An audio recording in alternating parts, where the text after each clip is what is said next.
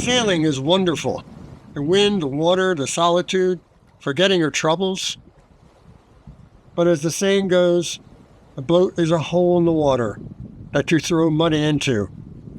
It all started with a letter from the boat insurance company, which read in part, "As you are aware, you recently renewed your boat insurance. The renewal letter advised that due to the age of your boat, you will need to provide a current insurance survey as a condition of your next renewal." Well, Vesper is a vintage 1987 boat, so I contacted Kelsey Marine Survey in Annapolis. The good news was that the survey said that Vesper was in, quote, above average condition for a vessel of this age and construction. Well, there's a bit of good news, but there was one item which was classified as essential repairs, and that was the shaft seal. Years ago, I replaced the traditional stuffing box with a PYI dripless shaft seal. This consists of hose clamps and a bellows, sort of a rubber boot that goes around the shaft, and it's filled with outside water that lubricates the shaft as it turns. A hole or tear in that bellows will allow outside water to leak into the boat and possibly sink it over time.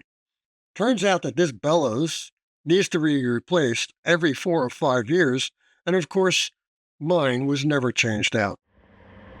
The boat needed to be lifted out of the water to replace the bellows. I intended to do just that in order to inspect the bottom along with the prop, shaft, and rudder.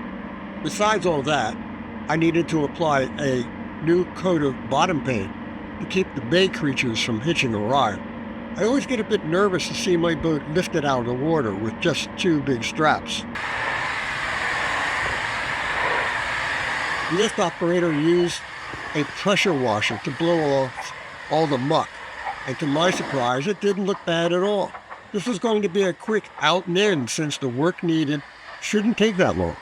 But sometimes you get lulled into a state of contentment when reality really has other things in mind.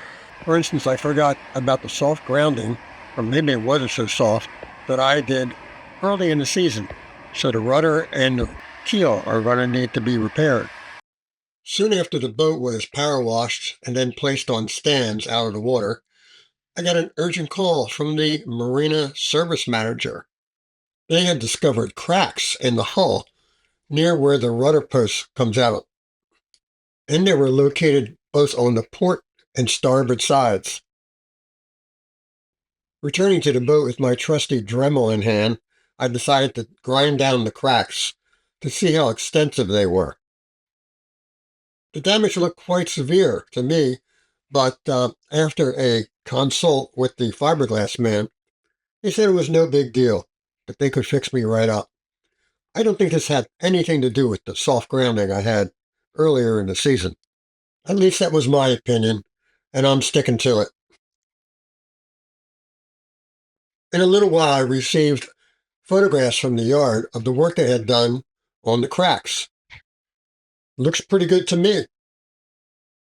I think we're back in business.